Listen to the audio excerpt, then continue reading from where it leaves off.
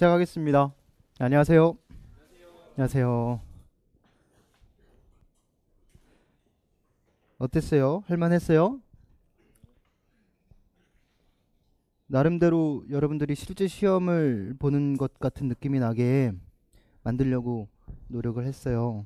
그래서 어제 점검을 하면서도 이 정도면 좀 실제 느낌하고 많이 비슷하겠다 이런 자찬을 하면서 잘 잤는데 여러분들은 어떠셨는지 잘 모르겠어요. 91월 모의고사는 12회차에 걸쳐서 이제 시행이 될 거예요. 그 12번인데 아마도 이 정도 난이도로 계속 진행을 하게 될 것 같습니다. 제가 볼 때는 오늘 평균 점수 일단 내보고요. 저의 목표는 40점에서 45점, 그러니까 40점대 중반대 점수 선에서 여러분들의 점수가 유지되게끔 이제 난이도를 조정하는 게 제가 해야 될 역할인데 가능한 한 이렇게 유지를 하도록 할게요. 그러니까 여러분들이 배우지 않은데, 그러니까 여러분들이 해야 될 역할은 이겁니다. 공부를 이렇게 해야겠죠. 기출문제 열심히 잘 정리를 하셔야 될 거고, 출제 영역들을. 그 다음에 기출 외적으로 어떤 우리가 수업에서 다루었지만 시험에서 출제되지 않았던 내용들 역시도 여러분들이 좀 점검을 하셔야 될 거고요. 그 다음에 이제 제가 해야 될 역할은 우리가 이 1년 동안의 과정 동안 수업을 했지만 또 새로운 어떤 정보들이라든가 새로운 내용들이 이제 또 새로 접하게 될 수도 있고, 또 출제위원에 대한 물론 이제 그게 공식적인 건 아니지만 정보들이 이제 또 있을 수 있고, 또 그 관련돼서 내용을 여러분들에게 전달해 드릴 수도 있는 거니까, 뭐 비공식적으로 문제를 통해서, 그러니까 그런 것들은 또 제가 해야 될 역할인 거니까 그건 또 제가 하면 될 거고요. 그래서 최대한 여러분들이 자신의 수준을 잘 점검할 수 있도록 그런 시간을 가지도록 하는 것이 91월 모의고사에서 해야 될 역할인 것 같아요. 그리고 한 주도 쉴 수가 없어요. 그래서 총 12회차가 되려면 마지막 주차에 90, 11, 12회는 금토 이렇게 이틀에 걸쳐서 실행을 해야 되고요. 그래서 그 중간에 이제 추석 연휴도 끼게 되고, 그래서 쉴 새 없이 달려가야 되는데, 추석 연휴 때는 이제 공지를 할게요. 추석 연휴 때는 기출문제 변형 문제로만 출제를 해볼게요. 그래서 기출문제를 점검하는 그런 문제를 출제할 거고, 90, 11, 12, 90, 11, 12회차 같은 경우에 이제 9회차하고 11회차 같은 경우도 다시 한번 기출문제를 한번 또 변형해서 점검하는 형태로 하고, 토요일날 실시되는 시험은 최대한 실제 시험과 난이도를 비슷하게 해서 마지막 점검을 할 수 있도록 그렇게 진행을 할게요. 그리고 수업은 뭐 길게 끌지 않겠습니다. 아주 핵심적인 것만 딱딱 끊어서 짧고 굵게 이렇게 진행하고요. 여러분들이 공부할 수 있는 시간, 개인적으로 공부할 수 있는 시간이 더 중요하니까 그런 시간을 더 가지셨으면 좋겠고, 답안지는 수업이 끝난 후에 제공해 드릴게요.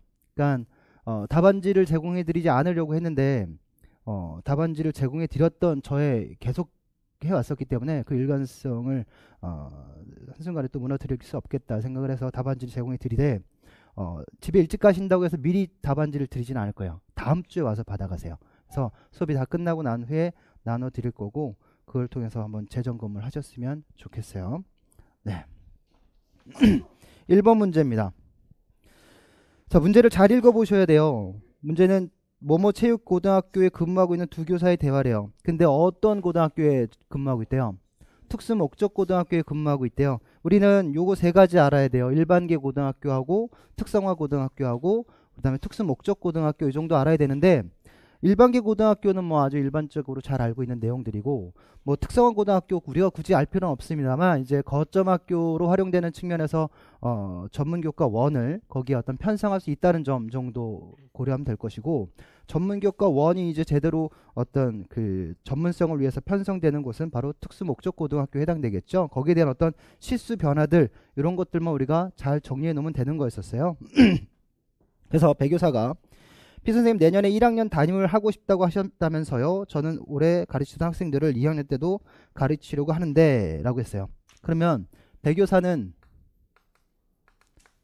교육과정이 뭐예요? 2009 개정이고, 피교사는 뭐가 적용되는 거예요? 2015가 적용되는 거죠.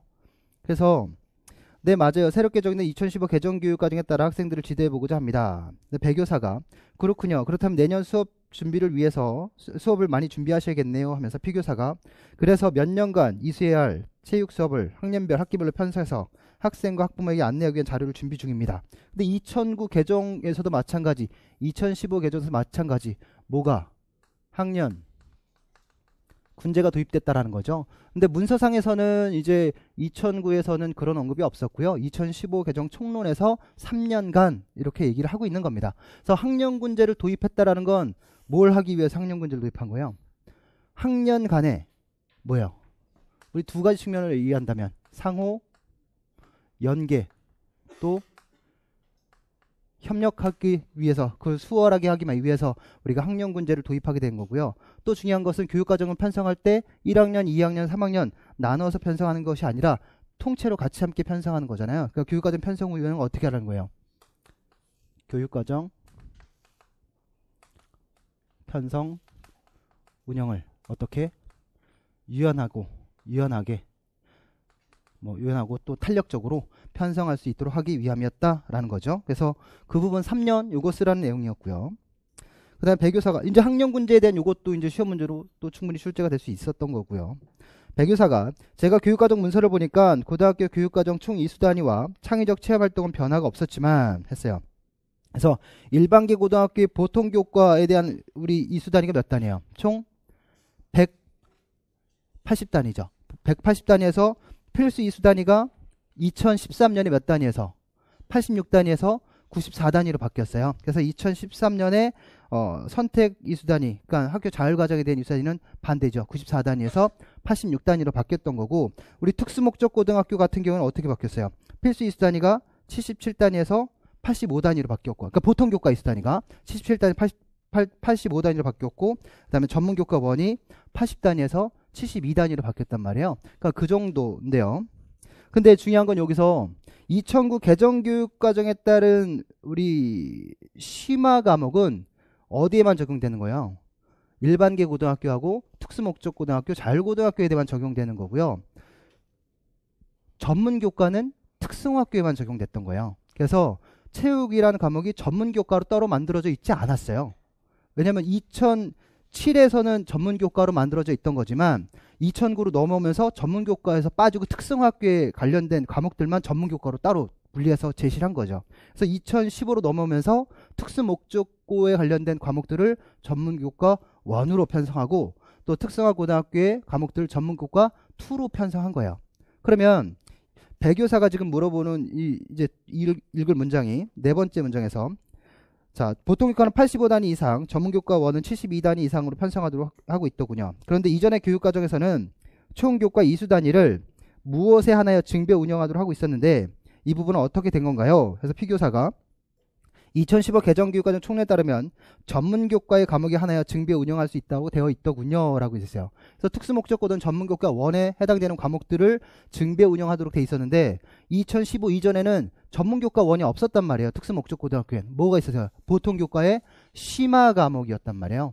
그래서 그거를 뭐 하라는 얘기예요? 증배하라 그랬는데 이제 2015년에 전문교과 1이 생겼으니까 전문교과의 과목에 한해서 증배해라 이 얘기가 되는 겁니다. 그렇죠? 그래서 그 정도는 문제로 나올 수 있겠죠. 근데 전문교과를 물어봤으면 여러분들이 아주 쉽게 썼을 텐데 이전에 교육과정 걸 물어보니까 과거의 것에 대한 어떤 그게 있었던 거예요.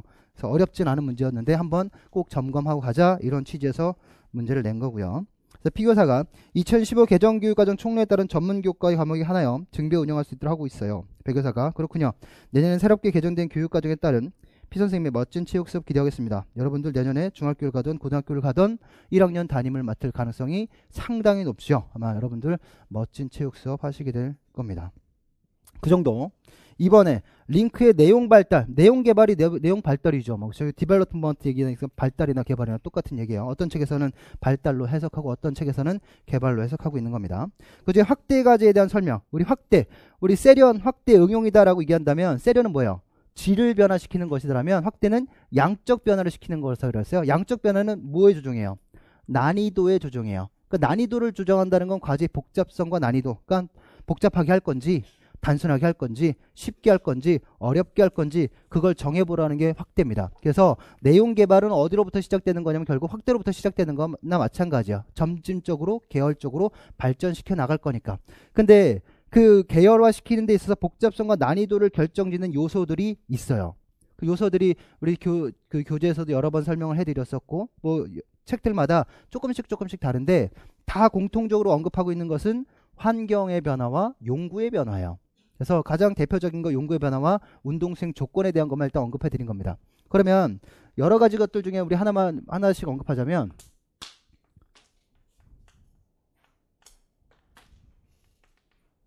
부분 연습을 할 수도 있어요. 그러면 어떤 과제가 전체적인 것을 연습하고 부분적인 것으로 간다라는 건 전체에서 부분으로 간다. 뭐야? 전체 하위 요소를 전체로 하면 어떻겠습니까? 복잡하겠죠. 그런데 부분을 한다면 어떻게 됐어요?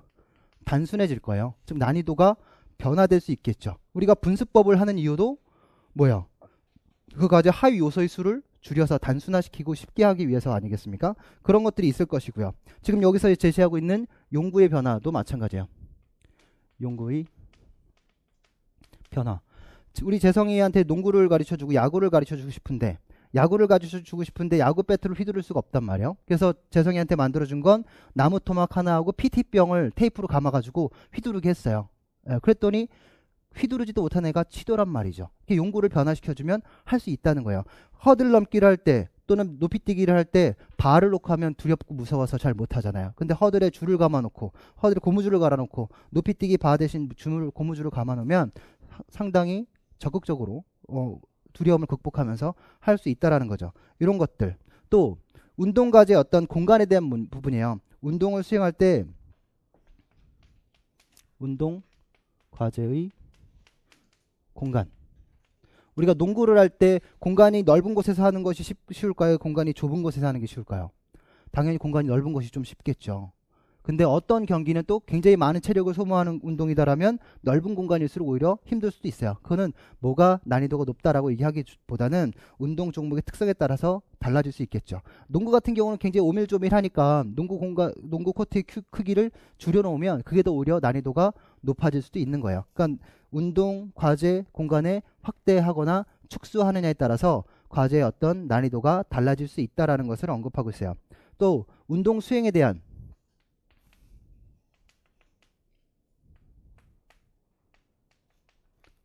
의지도. 어떤 사람은 우리가 운동을 할 때 여러분 주로 뭐에 처음에 신경 써요? 폼에 신경을 많이 쓰죠. 또 어떤 사람은 공의 속도에 신경을 많이 쓰게 돼요. 저는 야구를 시작한 지 이제 딱 3년 됐는데 오늘로 딱 3년째예요. 3년 전 오늘 처음 사회인 야구를 시작해서 첫 선발 투수로 등판했고 타자로 등판해서 타자로 올라가서 3타수 4타수 3안타 2실점 또 유격수로 바뀌어서 투아웃 잡아내고 이랬어요. 잘했죠. 잘했어요. 근데 저희가 생각했던 야구는 뭐만 했냐면 공을 어떻게 하면 빨리 던질 수 있을까? 요것만 신경 썼어요. 그러니까 그것만 신경 쓰다가 1년, 2년 해보다 보니까 이게 어깨를 굉장히 힘들게 만드는 폼을 갖고 있더라고요. 그래서 폼을 바꿨어요. 폼을 바꿨더니 어려워지는 거예요. 제거 컨트롤이 안 돼요. 예. 코맨드가 안 되는 거예요. 그래서 굉장히 힘들었던 적이 있어요. 따라서 폼을 중요시하는 거에 따라서 또는 속도를 중요시하는 거에 따라서 난이도는 달라질 수도 있는 거예요. 그렇게 달라질 수도 있는 거죠. 또 운동에 참여하는 쉽게 얘기해서 인원에 따라서 5명이 할 것이냐 10명이 할 것이냐 인원이 변화해야 되느냐에 따라서도 난이도는 달라질 수 있겠죠. 또 지금 여기서 얘기하는 것처럼 운동 수행의 조건이 어떻게 달라지느냐에 따라서도 수행이 달라질 수 있을 것이고요. 어떤 여러 가지 기능들이 결합된다라면 그것도 달라질 수 있겠죠. 기능의 결합 여부에 따라서도 난이도는 달라질 수 있을 거예요. 또 어떤 것이 있을까요? 학생들이 반응해야 될 수준들이 있겠죠. 좀 요 정도 수준에서만 반응해보자. 그러다가 폐쇄 운동처럼 단순한 어떤 일관성 있는 어떤 반응을 보이다가 다음에는 여러 종류로 여러 구속으로 여러 개로 오는 그런 어떤 자극 반응 대한수를 갖는 그런 것들에 대해서 반응을 해봐라. 오늘 희계 법칙이 바로 그거예요. 자극 반응 대한수가 늘어나면 선택 반응 시간이 늘어난다가 바로 희계 법칙이거든요. 그러니까 이런 것들도 마찬가지죠. 그래서 반응의 확대 뭐 이런 것들도 난이도와 복잡성을 조절할 수 있는 방법들이고요. 마지막으로 제일 중요한 것 중에 하나가 바로 경험의 계열성이에요. 그래서 과제는 단계적으로 어떤 점진적으로 어려워지는, 복잡해지는 그런 어떤 위계를 가져야 되겠죠.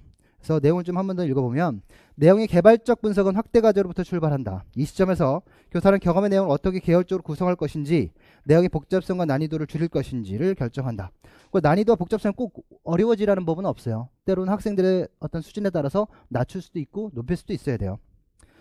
그래서 교사는 학습 경험의 복잡 난이도를 더할 수 있는 요소들을 생각해서 점진적으로 학생들을 학습 경험과 경험의 계열성을 추가해야 한다. 운동생의 복잡성과 난이도에 영향을 미친 요인은 다음과 같다. 그래서 농구의 림을 낮추는 거, 네트를 낮추거나 높이는 거, 높이뛰기 발을 고무줄로 설치하는 거. 두 가지는 되는데 학교 현장에 가면 농구 때 높이 조절하는 학교는 거의 없어요. 그렇죠? 근데 간이 농구대 구입할 수 있거든요. 그러니까 다른 용기구, 뭐 배드민턴, 셔틀, 투척기 뭐 이런 것들도 좋지만 농구 골대, 그 간이 농구 골대 하나 교장 선생님한테 사달라고 부탁하셔서 이렇게 하시는 것도 괜찮아요. 만약 그거마저도 안 되면 평행봉에다가 쓰레기통 꽂아놓고 거기다 공 던지라고 해도 돼요. 원래 농구의 시작이 그거였으니까. 그 다음에 니은에 그게 바로 용구의 변화고요. 물체의 속도와 힘의 크기, 또 수행자의 움직임이나 정지 상태, 또 물체의 수준, 물체의 크기, 뭐 이런 것들에 따라서 난이도가 달라질 수 있겠죠. 수행 조건, 환경적인 부분의 변화를 통해서 난이도를 조절할 수 있다. 용구의 변화, 운동 수행 조건입니다. 그 다음 3번 문제. 저는 이 문제를 모르는 사람은 아무도 없을 거다라고 생각하고 문제를 낸 거예요. 네. 아무도 없을 거다라고 생각하고 문제를 냈어요. 근데 돌아다니면서 보면서 깜짝 놀랐어요. 궁전법을 모르는 사람은 없어요. 저포를 모르는 사람은 없어요. 네. 그런데 이렇게 내니까 엉뚱한 답을 쓰고 있는 거예요. 사출도를 쓰고, 또 저포가 생각이 안 나니까 저서 쓴 사람도 있었던 것 같아요. 그렇죠? 또 궁전법 써야 되는데 뭐 수바퀴 쓰는 사람도 있었을 수도 있었겠고, 그 사람은 못 봤어요. 제 추측이에요. 너무 쉽잖아요. 삼국시대 신라의 활쏘기를 통한 인재등용법 뭐예요? 궁전법이죠. 이거 틀린 선생님 있어요? 손 안 들어도 돼요. 마음속으로 실제 시험으로 나오면 틀리지 말자, 그런 정도고요. 그 다음에 우리 고대 원시 부족국가 시대부터 우리나라 가장 오래된 어떤 민속놀이 하면 뭐야? 윷놀이에요. 그 윷놀이가 부의 사출도라는 관직에서부터 독에 걸린 뭐 이 말 놓는 이 자리를 만들었던 거 아니겠습니까? 그게 삼국시대도 그대로 이어져 왔고, 그때 부른 명칭이 바로 저포죠. 그죠? 그러니까 이런 것들도 한 번쯤 인쇄키도 나오는 판에 이런 것들도 충분히 나올 수도 있는 거예요. 그러니까 그 정도. 그러니까 궁전법, 저포. 삼국시대에서 낼 거는 이 정도밖에 없더라고요. 그 다음에 신라의 화랑도 정도밖에. 4번에 다음은 스포츠와 관련된 사회학적 관점에 대해 교사들이 나눈 대화 내용이다. 가란의 기억, 니은에 해당하는 내용을 순서대로 쓰시오. 물어볼 건 딱 두 가지밖에 없어요. 제가 이걸 가지고 뭐 비판 이론을 물어봤겠습니까? 상징적 상호작용 이론을 물어봤겠습니까? 저는 딱 두 가지밖에 안 물어본 거예요. 구조기능론과 갈등론을 물어본 거예요. 그러면 여기서 한 교사가 얘기하는 건 어떤 거고 피교사가 얘기하는 건 어떤 거냐? 성격만 봐도 돼요. 피교사는 약간 쌈딱처럼 댐비니까 갈등론일 거고, 한 교사는 피종이의 말 듣느라고 힘드니까 구조기능론이겠거니, 제 아내가 한씨거든요. 그래서 그렇게 설명하면 안 되잖아요. 한번 볼게요. 부장교사가 우리가 일상생활에서 접하는 스포츠와 관련된 현상들은 다양한 사회학적 관점을 반영하는 현상들이 있습니다. 두 분 선생님께서 그런 현상들에 대해 말씀해 주시길 바랍니다. 한 교사가 학교의 교육과정이나 근대의 훈육과정에 스포츠가 도입됐다. 그러니까 스포츠를 통해서 학교의 교육과정에 어떤 일조한다라는 거죠. 학교가 존재하는 이유는 뭐야? 일반 사회에 나아가서 바람직한 사회인으로 살 수 있는 준비하는 장소잖아요. 그렇죠? 그러니까 일반 사회에 나가면 잘못하면 어떻게 돼요? 바로 법적 제재를 받아요. 뭐 감옥에 가든. 근데 학교는 어때요? 잘못을 해도 법적 테두리까지는 아니고 학교라는 교칙의 테두리를 받아요. 물론 만 13세인가요? 그 법적 처벌하는 어떤 한도가 있긴 하지만 그래도 좀 보호를 받으면서 어떤 사회적인 어떤 행동들을 배워나갈 수 있는 곳이 바로 학교인데, 그 학교에서 스포츠를 넣는다라는 건 스포츠의 가치규범이 뭐와 일맥상통하고 있는 거예요?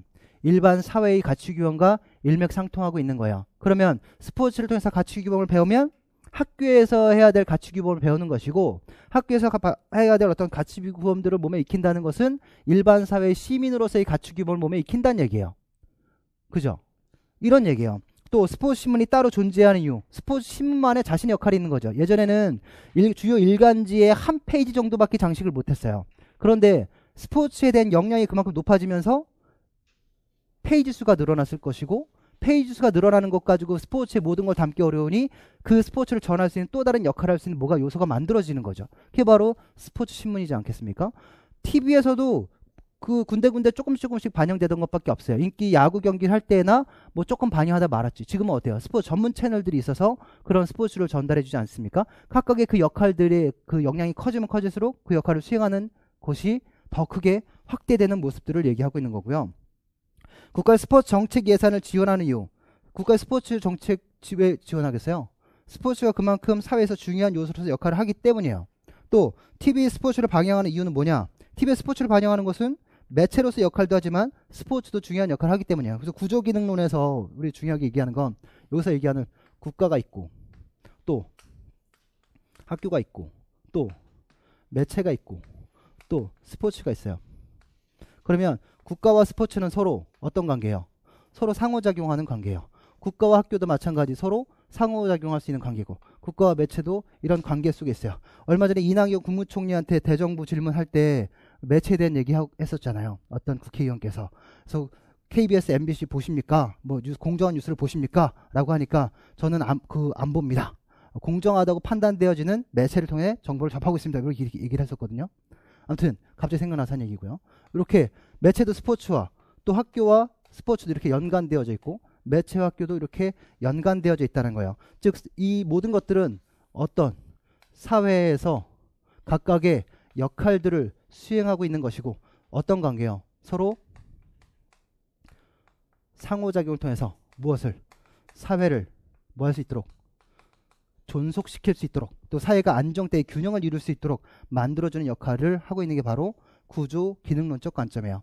그러면 스포츠가 해야 될 역할은 뭐예요? 이 사회 속에서 국가와 관련되어서, 사회와 관련되어서, 매체와 관련되어서 서로 상호작용을 통해서 이 사회 전체가 안정되게 존속되고 유지될 수 있도록 해주는 역할을 누가 해야 된다는 거예요?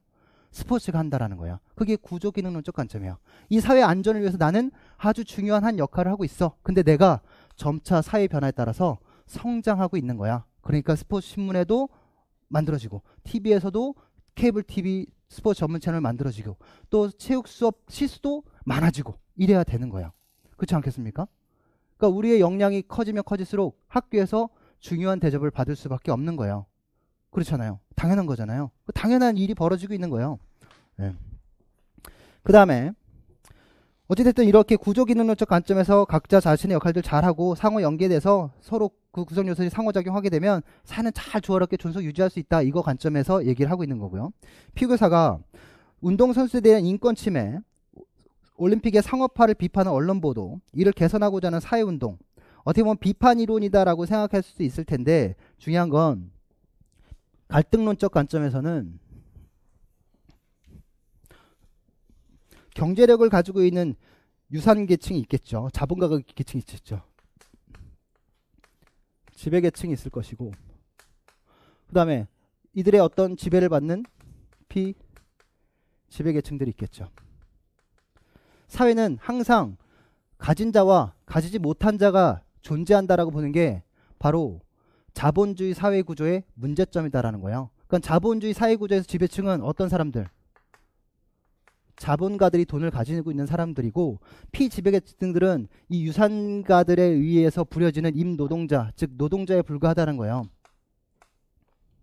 근데 이들은 항상 부의 분배가 이렇게 적은 인원인데 실제 부의 분배는 가장 많이 이렇게 분배되어지는 구조다란 말이죠. 그럼 이들 간의 관계가 제일 조금인데 제일 많이 가져가는 이런 관계가 바로 어떠해요? 굉장히 갈등적인 관계가 형성된다는 거예요. 따라서 사회는 어떤 지배계층과 자본주의 사회구조는 어떤 경제력의 소유 여부와 자본의 소유 여부에 따라서 지배계층과 피지배계층 간에 항상 뭐가 존재하는 거예요? 그렇죠. 갈등이 존재하는 거예요. 이 갈등 속에서 뭐가 한다? 사회는 변화, 발전한다라고 보는 게 바로 갈등론적 관점에서 얘기하고 있는 거예요. 그렇죠? 그럼 누가 대들겠어요? 노동자들이 대드는 거죠. 왜 대들어요? 한 만큼 못 받으니까 대들어요. 운동 선수들 물론 뭐 누구 우리 이승엽 선수도 그렇고 아무튼 뭐 갑자기 또 호날두 선수라든가 이번에 그 FC 바르셀로나에서 이적했던 네이마르라든가 천문학적인 돈을 받잖아요. 근데 피종이 야구한다고 저한테 돈 안 줘요. 농담이에요. 근데 그 운동 선수들이 프로 선수로 진출해서 그렇게 세계적인 슈퍼스타가 되면 큰 돈을 벌겠지만 아직 그런 어떠한 자신의 어떤 인지도가 쌓이지 않았거나 자신의 능력이 검증되지 않은 사람들은 어떻게든 눈에 띄고 싶은 거고 어떻게든 잘하고 싶은 거죠. 그러면 뭐 하겠어요? 자신의 능력을 드러낼 수 있는 방법은 자신의 어떤 실력을 어떻게든 드러낼 수 있는 기회를 얻는 것 뿐인데 그러다 보니 어떤 체육에 대한 어떤 본질적인 목표가 아니라 탁월성의 목표가 아니라 우월성의 목표를 잡을 수밖에 없는 거예요. 그리고 일탈을 하게 될 수밖에 없는 일들이 벌어지는 거죠. 저도 일탈해요. 예, 야구 경기를 하러 가면 그냥 제 남성 호르몬의 수치 가지고는 야구를 잘 할 수가 없을 것 같은 느낌이 들어요. 그래서 야구하는 날 되면 아침에 인삼 물론 되게 도핑은 아니잖아요. 인삼도 먹고 아무튼 뭐 온갖 몸에 좋다는 것은 다 하고 가요. 근데 한 3회 버티고 어깨 아프다고 이제 내려올 수밖에 없는 그 안타까운 현실 속에 제가 살고 있는 거죠. 어쨌든 갈등론은 이게 바로 뭐예요? 사회구조의 모순이에요. 사회구조에 뭐예요? 부조리가 있는 거예요. 이 부조리를 때문에 갈등이 일어나고 그를 통해 사회가 변화가 일어난다 보는 게 바로 뭐예요? 갈등론이에요. 근데 중요한 건 비판 이론과 갈등 이론이 좀 다른 건요. 갈등 이론은 뭐예요? 구조가 잘못됐다는 거예요. 구조가 모순된 구조를 갖고 있다는 거예요. 구조 기능론은 이 구조가 굉장히 안정됐다라는 거예요. 그러니까 이 사회적 관점을 뭘로 바라보고 있는 거예요? 구조라는 어떤 거시적인 틀에서 바라보고 있는 거예요. 그러니까 구조가 잘 만들어져 있으니 잘 안정적으로 이루어질 수 있겠지. 그래서 스포츠는 중요한 역할을 해야 돼. 근데 이 구조가 모순적인데 이 모순적인 구조는 누구한테 유리한 거예요? 이 지배계층에게 유리한 거예요. 그러니까 지배계층들이 얘네들을 부려먹어야 되는데 얘네들이 뭐가 되는 거예요? 스포츠가 되는 거예요. 그러니까 스포츠를 지네들이 원하는 대로 이용해서 뭘 얻겠다는 거예요? 돈 얻겠다는 거예요.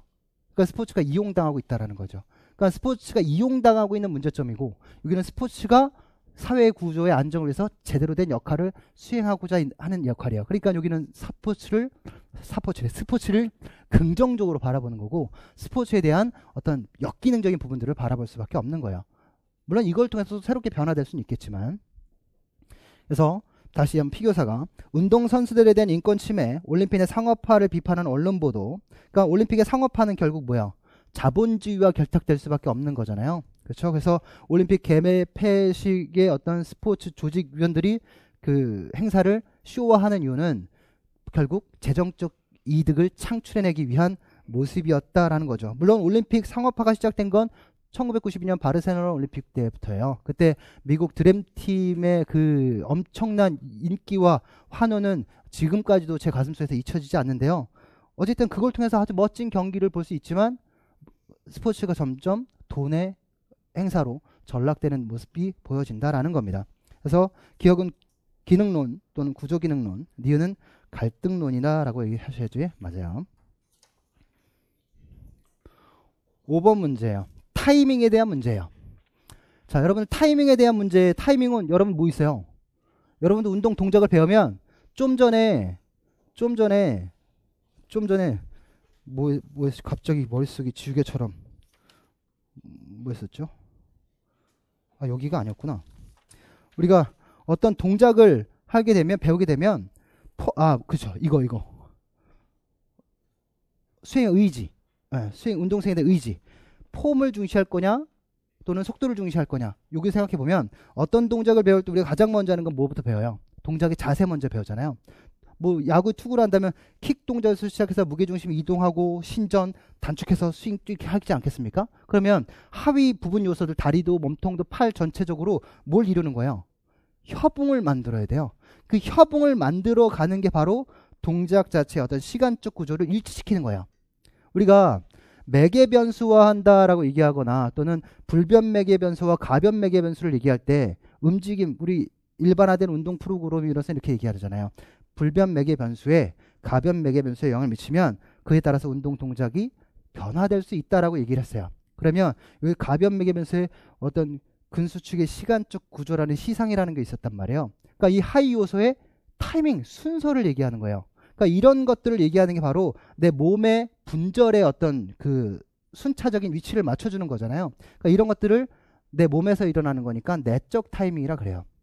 또는 하위 요소들이 상대적인 움직임 시간들을 가져야 되는 거니까 상대 타이밍이라고 얘기해요. 아주 쉬운 표현으로는 우리가 들었던 아주 쉬운 표현으로는 협응 구조를 만든 거예요. 아주 일치된 협응 구조. 자 보세요. 근데 이것은 빠르게 한다라고 해서 그게 되고 느리게 한다고 그게 안 되고 그러진 않아요. 우리가 춤을 빨리 춘다고 춤을 느리게 춘다고 아니면 공을 빠르게 던지는 동작을 취한다고 느리게 던지는 동작을 취한다고 이게 공을 던지고 안 던지고 뭐 이게 달라지는 건 아무것도 없다라는 거죠.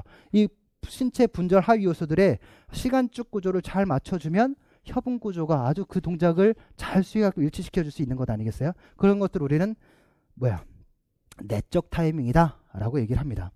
또는 상대 타이밍이라고 얘기하고요. 근데 동작을 배웠어요. 동작을 배웠는데 저는 그래요. 저는 타격을 하지만 저는 그거 있잖아요. 우리 길거리에 그 먹자골목 같은 데 가면 그 돈 내고 야구하는 거 있지 않습니까? 그럼 보통 한 300점 넘으면 인형 준단 말이에요. 저는 하면 기본 400점 넘어요. 예. 전 무조건 가면 티켓 받아요. 그러면 저는 보면 앞에 거리가 한 5m 남짓 되는 거리에서 공 나오면 그거 치는 것만 해봤거든요. 근데 실제 야구할 때 그게 부적 전열을 일으키는 거예요. 투수가 공을 던지는데 그 정도 거리까지 왔을 때 이제서야 몸이 나가요. 그러니까 원하는 위치에서 안 맞고 원하는 위치 여기서 맞아야 되는데 너무 이쪽에서 맞는 거예요. 힘이 다 실리지 않은 상태에서. 그러니까 장타가 안 나와요. 정확히 맞춰도. 맞추긴 잘 맞추는데 공이 멀리 안 나가요. 근데 이제서야 깨달은 거예요. 아, 조금만 더 타이밍을 일찍 잡아서 하나 둘 셋 맞추면 멀리 나가겠구나.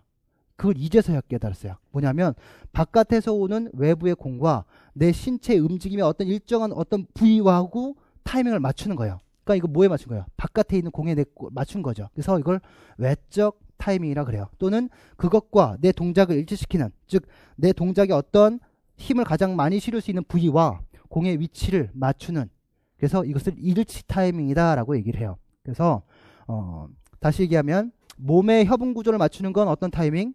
내 안에 거기 된 내적 타이밍이에요. 공이 날아오는 속도에 맞추는 건 외적 타이밍이에요. 이걸 달리 표현하면 내 몸의 하위 요소들은 서로 상대적으로 움직이기 때문에 상대 타이밍이고, 저 공이 날아오는 것과 내 몸을 동일한 어떤 시공간적 위치에 맞추는 것을 일치 타이밍이라고 얘기를 해요. 이해되세요? 네. 그러니까 외부에 공 날아오는 거 맞추면 일치시키는 거고, 내 몸의 하위 요소들을 뭐 비율적으로 다르게 할 것 아니겠습니까? 이런 것들을 상대 타이밍, 외적, 그 상대 타이밍, 외적이 아니라 내 몸 안이니까 내적 타이밍이다라고 얘기하는 겁니다. 그래서 피교사가 제와 내 동작을 봐 스윙 동작을 반복적으로 돌려주며 타격 준비 자세에서 테이크백 동작도 좋고 한 발을 내디디며 스윙을 할 때 무게중심 이동도 아주 잘 이루어지고 있지. 전체적으로 타격 동작에 대한 협응이 잘 이루어지고 있는 것 같아. 신체 동작의 자세에 리듬 있게 잘 되고 있다 이 얘기잖아요. 그러니까 이게 무슨 타이밍이라는 거예요? 내적 타이밍이라는 거예요. 그러니까 상대 타이밍이라는 거죠. 하체부터 몸통, 팔이 아주 부드럽게 잘 상대적으로 잘 협응이 이루어져 있어. 이렇게 얘기하는 겁니다. 재호가 정말 그러네요. 처음 시작할 때는 자세가 엉망이었는데 선생님이 잘 가르쳐 주셔서 이렇게 좋은 타격 자세가 만들어진 것 같아요. 피교사가 내가 열심히 연습한 결과지. 하지만 아직 공을 정확히 맞추는 연습은 더 필요할 것 같아. 재호가 선생님 어떻게 해야 할까요? 야구에서 타격을 할 때는 투수에게서 떠난 볼을 정확하게 칠 수 있도록 타이밍을 맞추는 것이 중요해. 투구 동작을 보고 마음속으로 날아오는 공의 속도에 맞춰 너희 타격 자세를 일치시키는 연습을 해보렴. 키워드를 줬네요. 일치 타이밍 또는 외적 타이밍이다 라고 얘기할 수 있습니다. 그 다음 6번 문제예요. 체육서 신론 얘기하면서 이거 문제로 낸다 그랬죠. 역학 문제로 내면 아주 딱 좋겠다라고 얘기했어요. 이게 뭐냐면 고대 올림픽의 창던지기인데요. 이거를 뭐라고 그러냐면 아멘툼이라고 얘기를 해요. 그 아멘툼이라고 해서 우리가 그 총알을 쏘면, 그러니까 총알은 안 맞아와서 잘 모르겠지만 총알이 오른쪽으로 휘어가면서 날아가거든요. 우리가 미식축구공을 던져도 돌리면서 던지고요. 원반을 던져도 돌리면서 던져요. 그러니까 창을 던질 때는 돌리기가 어렵단 말이에요. 그러니까 왜 돌리냐는 거예요. 회전하는 물체는 회전하는 상태를 유지하려는 성질이 있어요. 그 회전하는 상태를 유지하는 것 때문에 자세가 안정될 수 있는 거거든요. 그러니까 항공 우주 역학에서 보면 우주선들은 뭐 어때요? 날아가면 위로 올라가면 몸이 이렇게 뒤로 기울어져 있을 거 아니겠습니까? 또는 어떤 우주 공간으로 나가게 되면 중력이 존재하지 않을 거고요. 어떤 위치에서 안정적인 상태를 유지하게 만들어 주는 방법이 바로 이런 회전 안정성을 이용하는 거예요. 그게 바로 우주팽이 또는 팽이 이런 역할이고요. 그런 것들을 자이로스코프 안정성이다라고 얘기를 해요. 그래서 창을 던질 때 그냥 회전 없이 되면 창이 바들바들 떨리면서 날아갈 거 아니겠습니까? 그럼 뭐가 생기겠어요? 바들바들 떨리면서 날아가면 순간순간 횡단 면적이 계속 틀려지는 거예요. 그러니까 뭘 많이 받겠어요? 횡단 면적이 커지면 항력을 많이 받는 거예요. 근데 돌아가면서 안정적인 구조로 날아가면 항력을 적게 받겠죠. 그럼 더 저항을 적게 받으니 더 멀리 날아갈 수 있는 겁니다. 그걸 만들어 주려면 어떻게 던지라는 거예요? 돌려서 던지라는 거죠. 돌리면 뭐가 생겨요? 어떤 물체든지 그 물체의 질량이 있고 그 물체의 질량 중심으로부터 물체의 회선 반경이 형성될 것이고 그에 따라 뭐가 형성되는 거예요? 관성 모멘트가 만들어질 거고 거기에 회전이 생긴다는 건 회전 속도가 즉 각속도가 생긴다라는 거죠. 따라서 관성 모멘트 곱하기 각속도의 관계인 각운동량이 클수록 회전 안정성은 커진다. 즉 자이로스코프 안정성도 커진다. 오토바이를 타다가 한 100km 달려가다 뛰어내려보세요. 오토바이가 바로 쓰러집니까? 절대 안 쓰러져요. 계속 굴러가죠. 그게 바로 자이로스코프 안정성이에요. 그런 것들. 오토바이 타고 가다가 기울이는 것도 힘들어요. 저는 오토바이를 택트밖에 안 타봤습니다만 여러분 오토바이 타시는 분들 있죠. 오토바이 속도가 빠르면 빠를수록 기울이기 쉽습니까? 어렵습니까? 저는 안 타봐서 잘 몰라요. 느껴보지 못했기 때문에. 어려울 거예요. 쉽지 않아요. 그런 것들. 그래서 재성이가 선생님 창에 가죽끈을 감아 창이 회전하면서 날아가도록 하는 이유는 무엇입니까? 창의 회전이 가해지면 좀 더 안정적으로 날아갈 수 있기 때문이다. 이게 자이로스코프 안정성 때문이고요. 그 이유는 가죽끈을 이용하여 회전을 많이 가할수록 창에 무엇이 높아지는 거예요? 각운동량이 커지고 안정성이 더욱 커지기 때문이다. 투창선 창의 무게와 질량 분포를 변화시킬 수 있는 이게 바로 뭐예요? 무게와 질량 분포? 바로 관성 모멘트가 되겠죠. 변화시킬 수 없기 때문에 변화시킬 수 있는 건 각속도뿐이다. 즉 회전을 증가시킴으로써 즉 각속도를 증가시킴으로써 무엇을 증가시킬 수 있다는 얘기예요? 각운동량을 증가시킬 수 있다는 얘기죠. 또한 창의 장축을 기준으로 한 빠른 회전은 창의 회전으로 인한 안정성인 무슨 안정성? 자이로스코프 안정성을 제공해 준다라는 겁니다. 그래서 모든 공이라든가 이런 것들이 회전을 주게 되면 그만큼 안정적인 어떤 비행을 할 수 있다라는 것을 얘기하고 있어요. 그래서 이것도 너무나 많이 봐왔던 거지만 또 이렇게 되면 틀릴 수도 있어요. 그 다음 7번도 AD, IT 모르는 사람 없어요. 그쵸? AD는 뭐의 길이에요? 마이오신의 길이에요. IT는 이전 근절과 다음 다른 근절 사이에 마이오신과 마이오신 사이의 길이에요. 그럼 딱 보여지는 건 액틴이죠. 액틴만 보여지는 건데 우리가 근세사 활주소를 얘기를 하면 마이오신 헤드가 액틴을 잡아서 끌어당기는 거잖아요. 그럼 뭐가 줄어들어요? 액틴 구간이 작게 보이는 거예요. 왜냐하면 거기를 뭐가 채우니까? 마이오신이 채우게 되니까. 그렇죠? 마이오신이 이렇게 있는데 액틴을 잡아 끌었어요. 그래서 이쪽 마이오신이 이쪽으로 당겨지는 거잖아요. 그렇죠? 그러니까 변화되지 않는 건 마이오신은 변화되지 않지만 마이오신과 마이오신 사이의 공간 액틴을 얘기하는 IT는 줄어들게 되는 거죠. 그래서 보면 근세사 활주설에서 액틴이 마이오신 위에 섬유 마디 중심 쪽으로 미끄러져 들어가면서 근수축이 일어나는데 근섬유 마디 중심으로 액틴 세사가 마이오신 세사 위로 미끄러져 가기 때문에 H역, 우리는 H다라고 얘기하지만 H역은 뭐하고 뭐 사이의 거리예요? 액틴과 액틴 사이의 거리예요. 근데 근수축이 이루어지면 단축성 수축을 하게 되면 액틴과 액틴 사이의 거리는 점차 줄어들게 되고 결국 겹쳐지게 되면 H역은 사라지게 되죠. 또한 근육의 최소 기능적 단위, 왜요? 근세사 활주가 근수축의 최소 단위잖아요. 그것을 뭐라 그래요? Z선과 Z선 사이에 액틴과 마이오신이 존재하잖아요. 그 사이 공간을 우리는 근절이라고 얘기하는 거죠. 뭐 근육의 절, 뭐 근육의 뭐 근절 이렇게 얘기하면 됩니다. 또 양쪽 Z선에 붙어있는 액틴 세사들이 중앙으로 끌어당겨지기 때문에 띠 중에 어떤 띠가 짧아진다. 띠는 A띠하고 I띠밖에 없어요. 근데 써놨다가 제가 지워버린 겁니다. 그죠? 어떤 띠가 짧아져요? I띠가 짧아지죠. 이것도 틀린 사람이 있어요. 그러니까 여러분들이 이건 틀리지 않을 것 같지만 실제 시험 가면 또 틀려요. 그러니까 정확히 정리를 해두셨으면 좋겠어요. 틀리라고 낸 문제가 아니라 틀릴 수도 있는 문제, 틀리면 안 되는 문제를 틀릴 수 있을까봐 미리 낸 거고요. 8번 문제.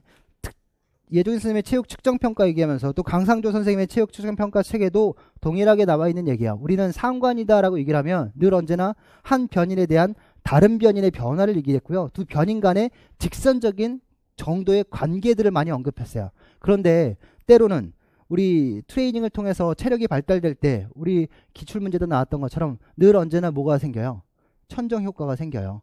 즉 우리는 수학 체감의 원리로 얘기하잖아요. 노력에 투입된 만큼 성장이 다 그대로 이루어지는 것은 아니다. 체력이 향상되면 향상될수록 투입된 양에 비해 얻어지는 성과는 점차 줄어들게 되다. 줄어든다는 건 증가량이 줄어든다는 거죠. 증가량이 감소하게 된다는 거죠. 따라서 이 증가량을 동일하게 만들어주기 위해선 체력이 높아질수록 더 많은 노력이 필요하다라는 거예요. 그 따라서 이 관계가 직선적인 관계가 아니라 노력에 따른 또는 훈련 시간에 따른 체력의 향상 정도는 곡선적인 관계를 만들어줘요.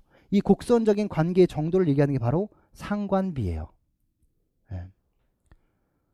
그래서 우리는 일반적인 어떤 피어슨의 정률 상관관계로 얘기한다면 그냥 상관계수 R로 표현하는데 이 상관비는 에타로 표현해요. 그러니까 에타 표시는 이렇게 돼 있어요. 이 에타로 표현되고 이 상관의 정도의 어떤 그 중복되는 비율을 우린 결정계수, 상관계수의 제곱으로 얘기하잖아요. 여기도 마찬가지 이 에타의 제곱을 하게 되면 두 변인이 어떤 공통적으로 관련된 정도를 얘기하는 거예요. 그래서 에타의 제곱하면 두 변인 간의 관계가 직선적인 관계는 아닌데 어찌됐든 공통적으로 관련되어 있는 정도를 표현해 줄 수 있다라고 얘기를 해요. 그래서 우리가 이 상관에 대한 어떤 그 곡선에 대한 정도를 알아볼 때 늘 언제나 상관계수 R에 비해서 에타가 좀 커요.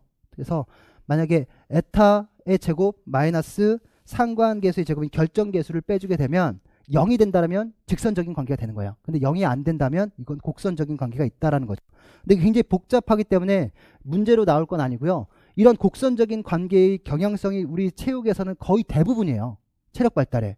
근데 이거에 대한 어떤 상관관계를 늘 언제나 직선적인 관계로만 해석하고 있었단 말이죠. 그래서 한 번쯤은 상관비를 언급할 수도 있어서 거의 요 정도만 알면 돼요. 더 몰라도 상관없어요, 이거는. 그래서 보니까 재상이가 선생님 체력이 좋을수록 훈련 시간에 따른 체력 향상도가 직선적인 경향을 보이지 않는 건 무엇일까요? 좋은 질문인데 실제 현장 속에서 두 변인 간의 관계가 직선적으로 가정할 수 없는 경우가 흔히 있다. 예를 들면 연령과 근력과의 관계. 연령이 많이 들어갈수록 근력은 어때요? 점차 그 향상의 정도가 줄어들게 될 거 아니겠습니까? 점차 부적 증가의 경향을 보이게 되니까 이런 것들이나 또 훈련 시간과 체력 향상도의 관계가 바로 이런 곡선적인 관계를 나타내게 된다라는 거죠. 그래서 이처럼 두 변이 연속적이긴 하지만 변인의 관계에서 직선성을 가정할 수 없을 때 사용할 수 있는 지수를 무엇이라고 한다? 상관비라고 한다. 그럼 이걸 뒤집어서 내면 상관비는 무엇을 의미하는가? 라고 얘기한다면 뭐라고 얘기하셔야 돼요? 두 변인과의 관계에 직진성을 가정할 수 없는 것을 표현한다 라고 얘기하는 겁니다. 재상이가 그럼 직선성의 변화가 나타나기 위해서는 어떻게 해야 하나요? 라고 했는데 그러니까 직선적으로 만들려면 어떻게 해야 되냐라는 거잖아요. 그럼 어떻게 해야 돼요? 동일한 체력의 향상도를 얻기 위해선 더 많은 시간의 노력을 투입해야 된다라고 얘기해야 되는 거죠. 그래서 그것은 트레이닝 원리 중 무엇을 설명할 수 있다. 물론 천정 효과다라고 해도 틀리다라고 얘기하진 않아요. 근데 그것은 이거에 대한 현상을 얘기하는 거고 트레이닝의 원리는 이렇게 나타날 수밖에 없는 원리를 얘기하는 거거든요. 그래서 이것을 수학 체감의 원리다라고 얘기를 해요. 그래서 시험 문제는 한 번도 출제되지 않았던 거니까 수학 체감의 원리 한 번쯤 다시 정리를 해두셨으면 좋겠어요. 네. 잠깐만 쉬었다가 또 볼게요.